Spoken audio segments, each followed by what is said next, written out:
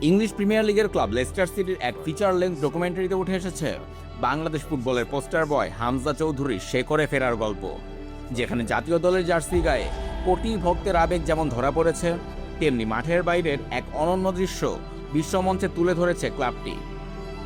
ভারতের বিপক্ষে ফ্রেন্ডলি ম্যাচের আগে ঢাকা জাতীয় স্টেডিয়ামের পাশে হামজাকে স্বাগত জানিয়ে তৈরি বিশালাকৃতির এক বিলবোর্ড অবাক করেছে খোদ হামজাকেও।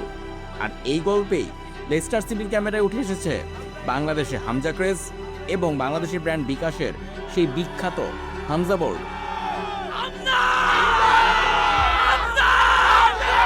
বাংলাদেশের হয়ে হামজা চৌধুরী খেলবেন, এই ঘোষণার পর থেকে দেশের ফুটবলে বইছে অন্যরকম এক জোয়ার।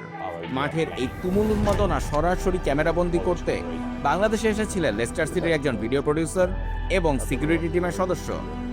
মাঠের পারফরম্যান্সের পাশাপাশি হামজা কিভাবে কোটি ভক্তের অনুপ্রেরণা হয়ে উঠছেন এবং নিজের পারিবারিক ঐতিহ্যের সাথে নতুন করে যুক্ত হচ্ছেন, সেটাই ফুটিয়ে তোলা হয়েছে এই ফিচারে।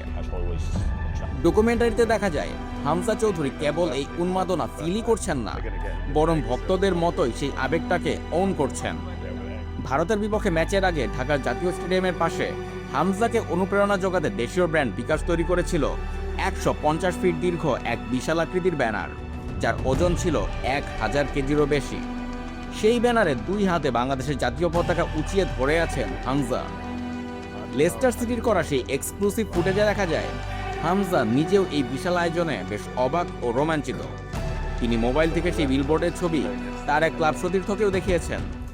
At the National Stadium, that building, at the size of it, but it's actually that big.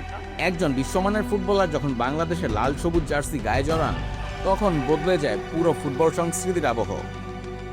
Leicester সিটির এই ডকুমেন্টারি প্রমাণ করে হামজা চৌধুরী এখন আর কেবল একজন প্রবাসী ফুটবলার নন, তিনি এখন আক্ষরিক অর্থেই লাল সবুজেরই অংশ।